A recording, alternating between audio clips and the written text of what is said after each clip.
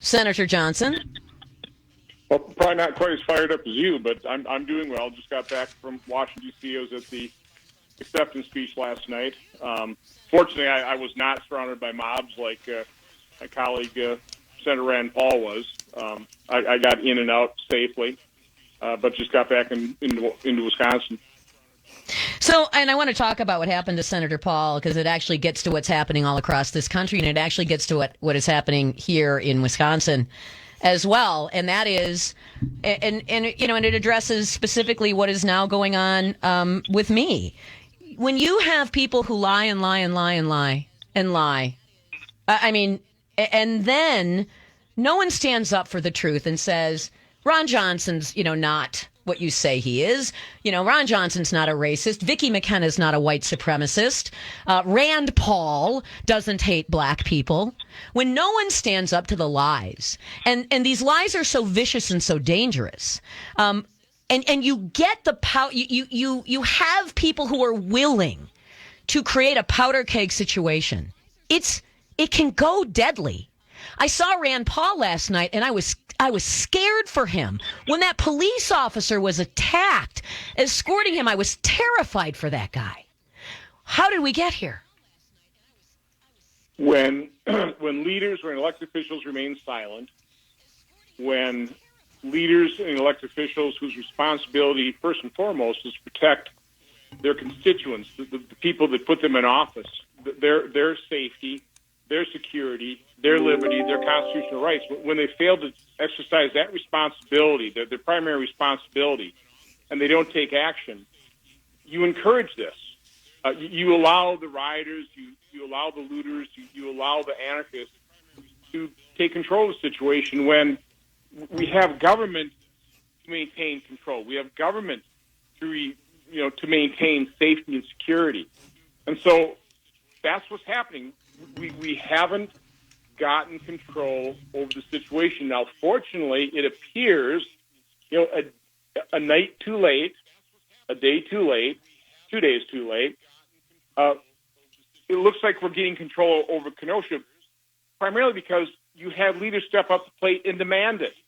You had President Trump respond instantaneously and offer help. It was initially turned down, but after 2 tragic deaths, it was accepted, and lo and behold, the streets were quieter the last 2 nights because you had officials saying, we're not going to stand for this.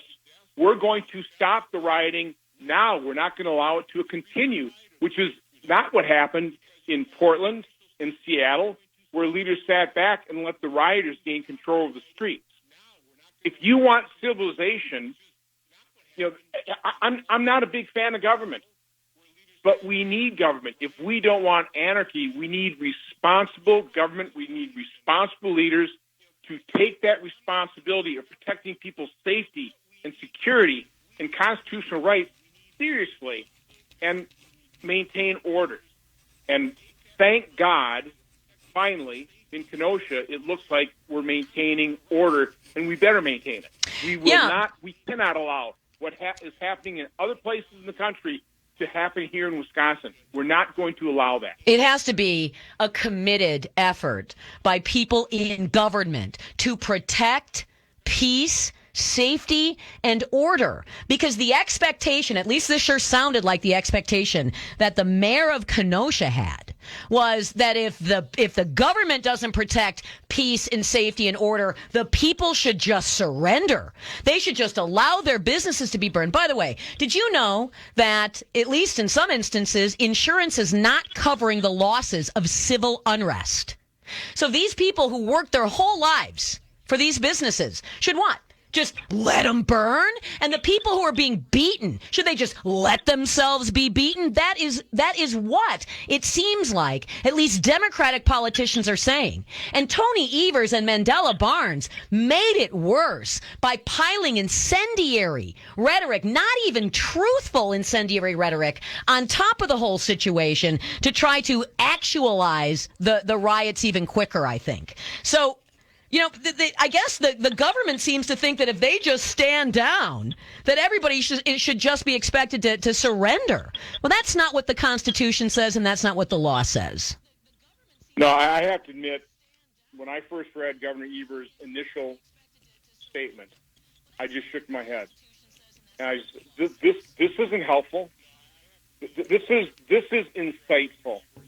You know, my initial statement was asking for calm on all sides. You know, I was asking for people to allow justice, our system, the chance to work, to provide the type of justice that we all want, to get the facts, to find out exactly what happened. I just feel sorry for just about everybody involved in this, except for the rioters, except for those who have incited all this. But, you know, the people that come up and, you know, start protecting their property and then get caught up in this stuff. I mean, the parents of people, it's just tragedy piled on top of tragedy. And why do we have these tragedies? Because elected officials across the country have not stepped up to the plate and have not maintained order. No, in fact, they have fulfilled their responsibility. At least in the case of Tony Evers and Mandela Barnes, they encouraged disorder. They encouraged disorder. People protecting their property have been accused of being vigilantes. People protecting their homes accused of being vigilantes. That isn't what a vigilante is. Someone practicing home defense, personal defense under the law and the Constitution are not vigilantes. Vigilantes are people who decide they're going to make up the law because they're not happy with the way the law is, and then they go out to execute it. That's not what people who are protecting businesses in Kenosha were doing.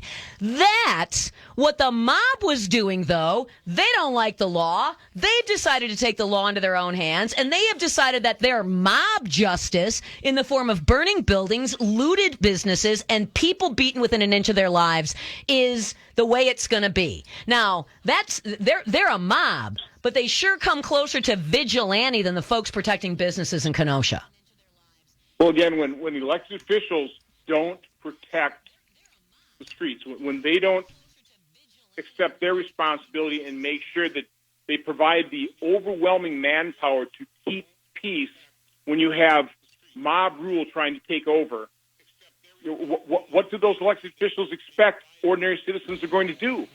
That's why you have to maintain order. That's why you need, quite honestly, massive personnel and massive manpower, and you have to maintain that commitment to say, we're not going to allow rioting. We're not going to allow mob rule.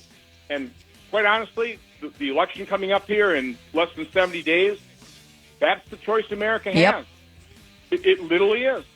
You have the Democrat Party that didn't even speak to these riots, to these mobs that have infiltrated, in many cases, what were peaceful protests. But those peaceful protests are being used by these rioters, and the Democratic Party can't even open their mouth and reject that and denounce it. We must, and that is the difference, is President Trump does denounce it. President Trump offered immediately to send in the National Guard troops at his disposal on a massive basis to maintain order. First night, he was turned down. The second night, and that's when restored. When government officials made the decision, we're not going to allow this to happen, the rioters, the mob, back down. That has to take place across America, but it will not take place under Democrat rule. Never. Because these cities that are burning, these cities that are out of control, by and large, have been governed by Democrats for decades, and they are a failure. Their schools are a failure. Their law and order is a failure. America has to wake up and realize the empty promises of the Democrats. That's all they are. They're empty promises, and they lead to anarchy and chaos. And death. Thanks for coming on the program today. I appreciate it. And I think you're absolutely right. By the way, the protest, the peaceful protest, Trojan horse for insurrection at this point. Thank you for coming on the program, Senator. I do appreciate you coming on the show. Take care and good luck. Thank you. All right. Thank you.